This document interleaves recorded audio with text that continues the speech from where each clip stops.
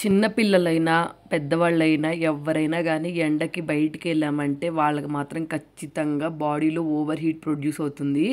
అది కూల్ చేయటానికి ఈరోజు ఒక డ్రింక్ చూపిస్తున్నాను. న్యాచురల్ బాడీ కూలెంట్ అనమాట ఇది.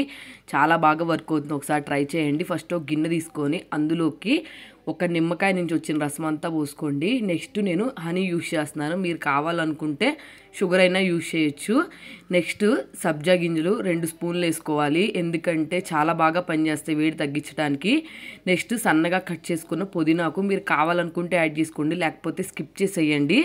నెక్స్ట్ మనం ముందు రోజు నానబెట్టుకొని ఉంచుకున్నాం అనమాట గోంద కట్టీర. అది కూడా వేడి తగ్గించడానికి చాలా బాగా పనిచేస్తుంది. 2 గరిటెలు అయితే యాడ్ చేసుకోండి.